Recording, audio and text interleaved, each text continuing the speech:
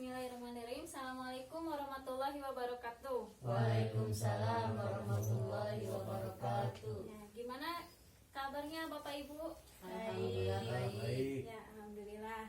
Nah, kita bertemu lagi ya di pertemuan bulanan kita.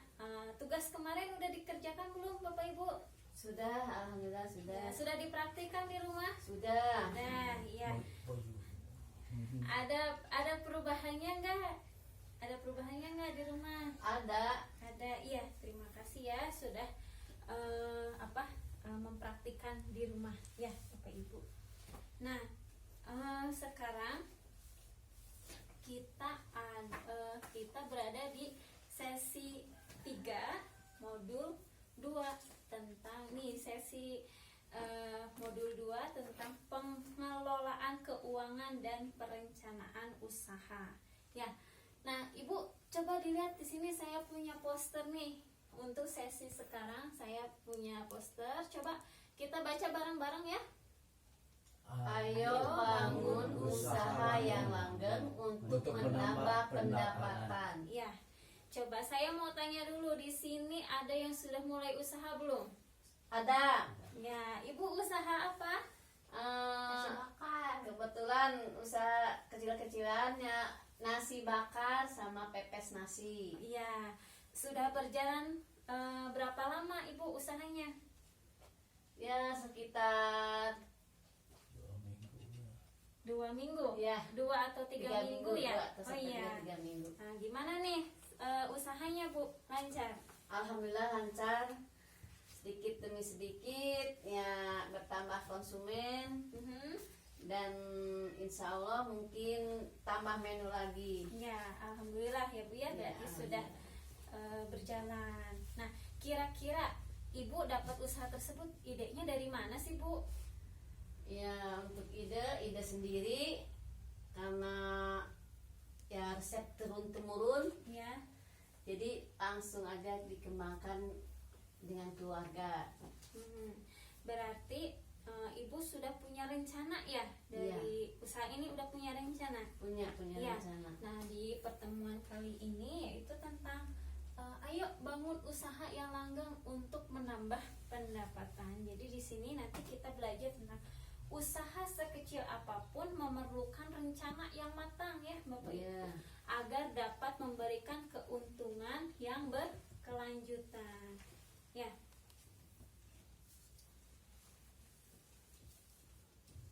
Nah, untuk memulai usaha perlu mengenali, Bapak Ibu di sini harus perlu mengenali potensi atau kekayaan yang tersedia di sekitar kita. Contohnya, di sini hasil alam dan kondisi lingkungan di sini tuh apa sih kira-kira Bu yang bisa jadi potensi untuk dikembangkan jadi usaha gitu. Jadi ketika kita melihat sebelum memulai usaha nih Bapak Ibu, kita harus mengetahui potensi lingkungan. Misalkan di desa ini potensinya itu adalah tempat wisata. Kemudian kita bisa punya keterampilan apa nih supaya potensi ini bisa kita manfaatkan untuk memulai usaha. Nah, contohnya kayak Bu Ani ini ya, keterampilannya itu memasak tadi ya, memulai usahanya dengan nasi bakar. Nah, karena ini daerah wisata, akhirnya bisa bisa berjualan di tempat wisata, begitu ya. Contohnya seperti itu. Nah, saya punya satu contoh video ya, Bapak Ibu coba diperhatikan di sini.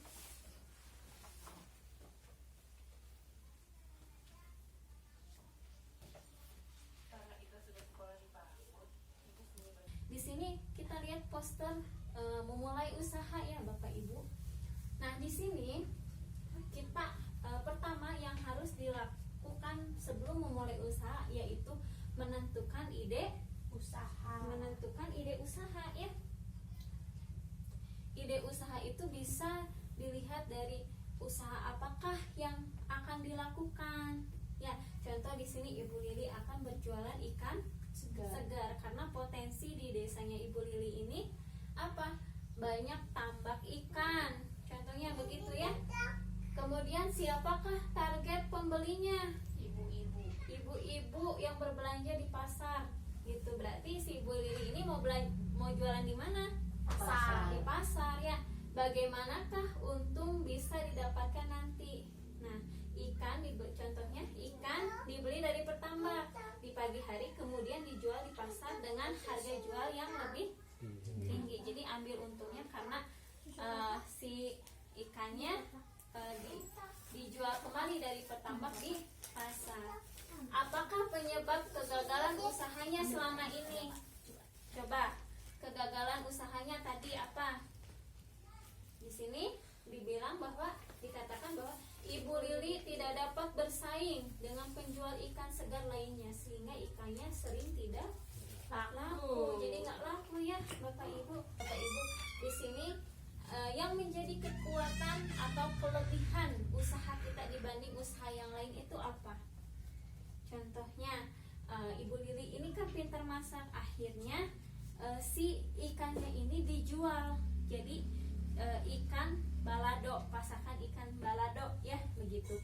Nah, karena di sini Ibu Lili ini memiliki keterampilan memasak ikan balado dan rasanya lebih lezat daripada masakan ibu-ibu lainnya. Itu yang menjadi kekuatan usahanya Ibu Lili ini ya. Kemudian peluangnya apa nih? Apa saja yang ada di luar usaha kita namun dapat memberikan pengaruh positif. Nah, ibu-ibu lebih suka membeli ikan matang, tetapi belum banyak menjual ikan matang di pasar. Ya, ternyata lebih berpeluang menjual ikan yang sudah matang ketimbang ikan mentah, begitu ya. Kemudian harga jual ikan balado bisa murah karena apa? Ikan mentah dibeli sore hari saat harganya lebih murah. Akhirnya untungnya pun pasti akan lebih besar ya, begitu.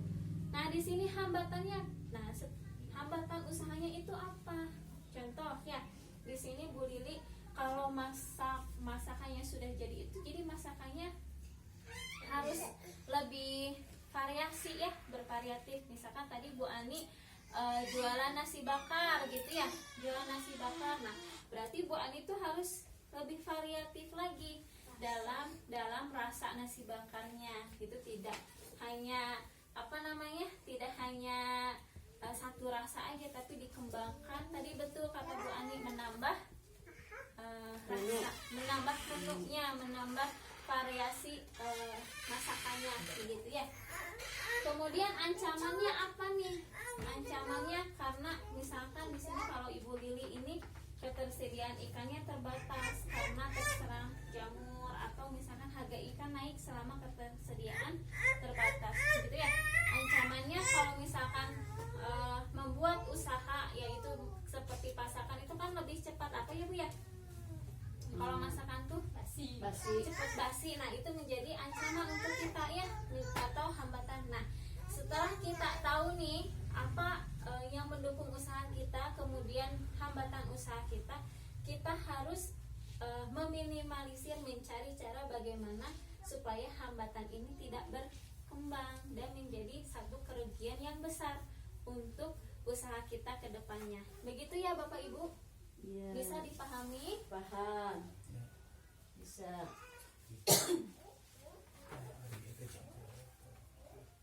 Iya, begitu. Nah, di sini setelah Ibu tadi menganalisis hambatannya apa, kemudian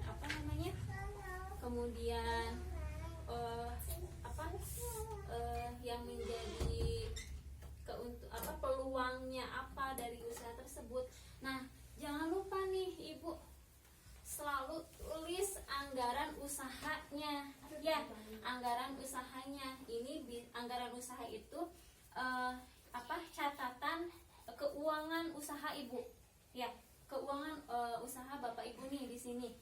Nah, anggaran usaha ini bisa bisa dicatat setiap hari, kemudian menjadi laporan mingguan, kemudian jadi laporan tahunan. Untuk apa? Untuk nanti di akhir minggunya atau di akhir bulannya bisa menjadi laporan Bapak Ibu nih, apakah penjualannya untung atau rugi, begitu ya. Nah, kalau anggaran di awal mulai kecil ya, rata-rata untungnya kecil. Karena apa? Ketika kita modal usahanya contohnya misalkan pinjam ke orang lain, otomatis kita harus mengembalikan dulu modal usaha kita ya. Atau bapak ibu usahanya harus membeli peralatan dulu, nah berarti mengganti dulu peralatan usahanya ya bapak ibu.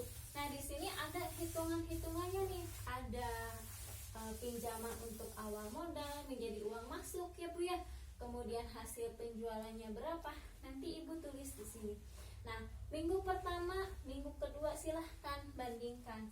Ternyata di sini minggu pertama ini karena baru mulai usaha, keuntungannya kecil, hanya berapa bu? Ini hanya 73.000 ya minggu pertama. Nah di minggu kedua ibu laporkan bahwa karena tidak ada pengembalian modal, akhirnya tuh tidak ada pengembalian modal ya, jadi bapak ibu bisa memiliki keuntungan yang lebih besar, yaitu sebesar berapa? 120.000 ya. Nah, coba rencanakan pemasarannya. Nah, pemasarannya itu pastikan dagangan bermutu baik ya. Kalau bisa misalkan ibu memproses beli barang-barang yang berkualitas baik, berkualitas bagus, hasilnya juga akan bagus ya. Nah, jenis barang yang akan dijual, kualitas barangnya, kemudian kualitas barang yang dijual umumnya, ibu harus bisa membedakan ini ya. Saya punya kualitas unggulan nih gitu, coba kita lihat kualitas barang yang umumnya dijual itu kualitasnya seperti apa begitu. Kemudian bandingkan apakah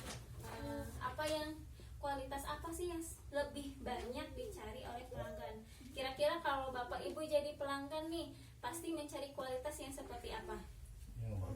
Yang bagus ya. Begitu, berarti kita pun harus memastikan bahwa barang dagangan kita lebih baik dari yang lain ya, atau bermutu baik. Nah kemudian ini, berikan harga murah dan bersaing. Contoh misalkan biaya membeli bahan baku dan mengolahnya, kemudian harga jual barangnya sejenis umumnya, harga jualnya nanti bisa memberikan untung, bisa bersaing. Untuk jualan ikan balado, kata teman-teman arisan, ikan balado saya enak. Setelah itu, saya merencanakan keuangan usaha untuk memastikan usaha tersebut bisa memberi keuntungan. Agar dagangan laku, saya juga merencanakan pemasarannya. Dengan menjalani langkah-langkah tersebut, usaha saya mulai. Bukan ya di video tersebut. Nah itu kesimpulan pertemuan kita kali ini. Jadi tadi itu memulai usaha itu harus apa aja bu? 1, Cari kembangkan dan pertimbangkan kelayakan ide usaha. Kemudian susun rencana usaha dengan matang. Iya, kemudian pantau kondisi keuangan usaha secara rutin. Iya, itu bisa ya dipraktekkan di rumah. Bisa. Nanti saya mau tahu nih, ibu kedepannya ibu sudah mulai usaha apa, ibu udah mulai usaha apa, nanti apakah usahanya jalan atau tidak.